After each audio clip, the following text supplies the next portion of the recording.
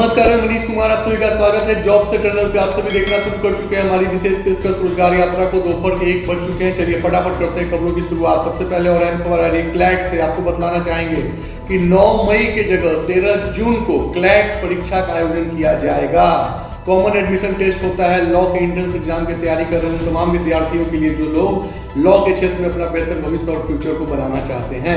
साथ ही साथ आपको बतलाना चाहेंगे कि परीक्षा की तिथि में इसलिए बदलाव किया गया है क्योंकि इस बार बोर्ड की परीक्षाएं फरवरी और मार्च के बजाय अप्रैल और मई के महीने में हो रही हैं, इसीलिए इस तिथि को बदलाव किया गया है। साथ ही साथ आपको बतलाना चाहेंगे कि 31 मार्च अंतिम डेट है फॉर्म फिल करने के लिए। साथ ही साथ आपको बतलाना चाहेंगे कि इस दरमियान 4000 रुपये जनरल कैटेगरी के लिए विद्यार्थियों के लिए फॉर्म की रखी गई है और तमाम SC ST OBC वगैरह विद्यार्थियों के लिए 3500 रुपये फीस रखे गए हैं। तो ये विद्यार्थियों के लिए बड़ी खबर आ रही है और तैयारी कर रहे हैं तमाम विद्यार्थियों के लिए शुभकामनाएं। साथ ही साथ इससे जुड़े लेटेस्ट अपडेट के लिए आप हमारे वेबसाइट पर विजिट करें और देखें इससे अब जुड़ी तमाम जानकारियों को। चलिए बढ़ते हैं अगली खबर की ओर। अगली खबर आ रही है कोरोना लॉकडाउन को लेकर के।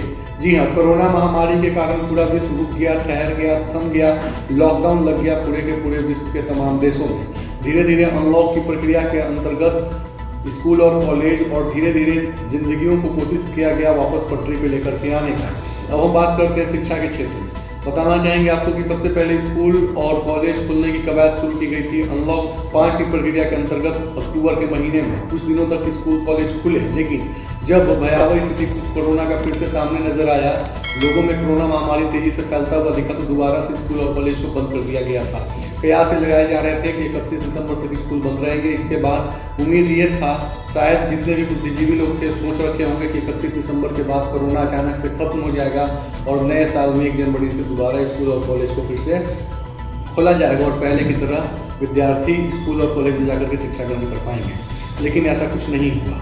जनवरी का पहला वीक चल रहा है, इस बीच में अभी तक स्कूल कॉलेज सब जगह पर नहीं खुले। लेकिन अब राजस्थान सरकार की तरफ से बड़ा निर्णय लिया गया है। निर्णय में ये कहा गया है कि गत आने वाले 18 जनवरी को स्कूल और कॉलेज खोलने की प्रक्रियाएं को शुरू की जाएंगी धीरे धीरे सिलसिलेवार तरीके से।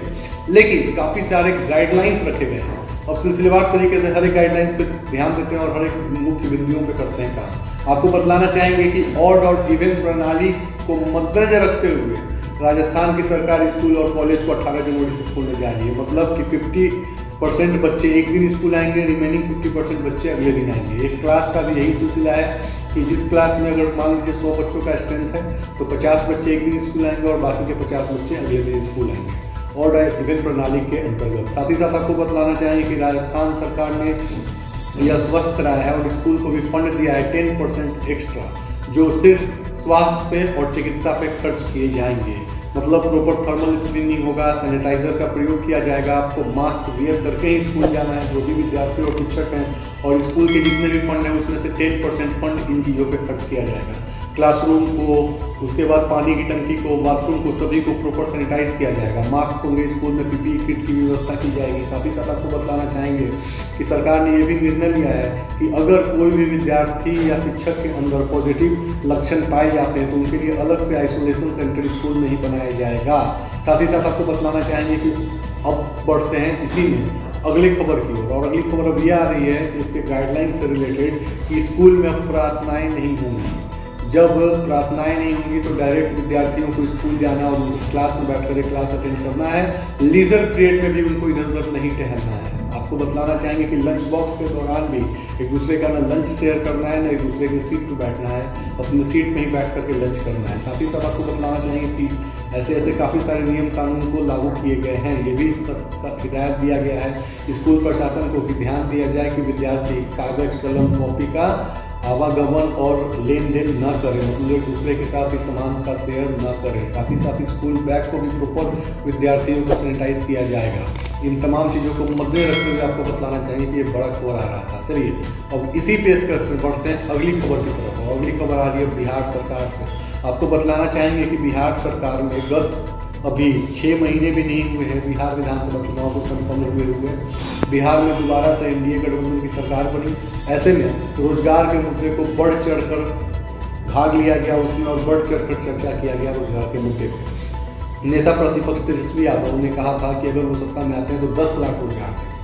लेकिन जब बीजेपी की तरफ से आला अधिकारियों ने और तमाम नेताओं ने कहा कि हम 19 लाख रोजगार को देंगे, जब बीजेपी के नेताओं से सवाल पूछा गया कि 19 लाख रोजगार को देने के लिए आप फंड कहाँ से लाएंगे, ठीक यही सवाल कुछ दिन पहले पूछा गया था तेजस्वी यादव से, जब उन्होंने कहा था कि हम 10 लाख रोजगार देंगे, तब कि फंड कहाँ से लाएंगे। तो उल्टा समय का चक्का घूमता है। आज जवाबदेही बनती है सरकार की। जब पूछा गया कि आप कहाँ से फंड लाएंगे 19 लाख रोजगार को देने के लिए, तो सरकार भी खामोश थी। लेकिन ये उस मामले की सुगबुगाहट ही है कि दोबारा से जब नई पारी से सरकार का शुरुआत हुआ कार्यकारिणी का, तो इसमें रोजगार को प्रमुख मुद्दा बनाया गया है और सिलसिलेवार तरीके से बीजेपी की और नीतीश की सरकार बिहार में रोजगार के अवसर को उत्पन्न कर रही है और जितने भी रिक्त वैकेंट सीट हैं उन सभी का ब्यौरा बनाया गया है। अलग अलग विभाग में रोजगार निकल रहे हैं। तो चलिए आपको सीधे ले चलते हैं और आपको बताना चाहेंगे कि 4 बार कैबिनेट मंत्रालय की बैठक हुई और कितने कितने पदों पे किस किस क्षेत्र में रोजगार निकाले गए हैं। बिहार स्टेट हेल्थ सोसाइटी ने स्टाफ नर्स के लिए 4102 पदों के लिए रिक्त भर्तियों के लिए नोटिफिकेशन को जारी किया है। इन पदों पर काम करने के इच्छुक और योग्य कैंडिडेट 20 जनवरी को या उससे पहले statehealthsociety.bihar.org पर ऑनलाइन आवेदन कर सकते हैं। चलिए अब सिलसिलेवार तरीके से देखते हैं पदों की संख्या कि 4102 पदों की संख्या में किस किस कैटेगरी में कितनी कितनी पदें हैं।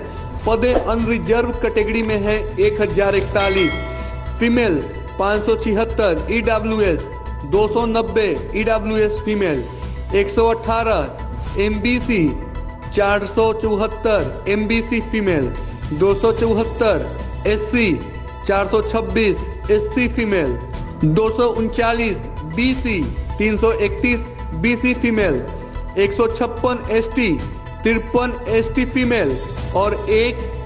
साथ ही साथ आपको बतलाना चाहिए कि इससे जुड़ी तमाम जानकारी के लिए आप हमारे वेबसाइट जॉब एटर्नल पर विजिट कर सकते हैं। साथ ही साथ आप जॉब एटर्नल पर लॉगिन कर निःशुल्क अप्लाई कर सकते हैं। तो आज के इस विशेष पेशकश से बस इतना ही। हमारे चैनल को लाइक करिए, सब्सक्राइब करिए, कमेंट करिए, शेयर करिए, अपना राय जरूर रखिए और साथ ही साथ आप अपनी प्रतिक्रियाएं जरूर व्यक्त करें कि आपको हमारे चैनल कैसा लगा। साथ ही साथ आपको बताना चाहेंगे कि सोमवार से शुक्रवार तक रोजाना दोपहर 1 बजे जॉब एटर्नल की विशेष पेशकश में रोजगार यात्रा आपके बीच में उपलब्ध रहेगी। हमारे फेसबुक, ट्विटर, इंस्टा पर भी आप हमें फॉलो कर सकते हैं। धन्यवाद।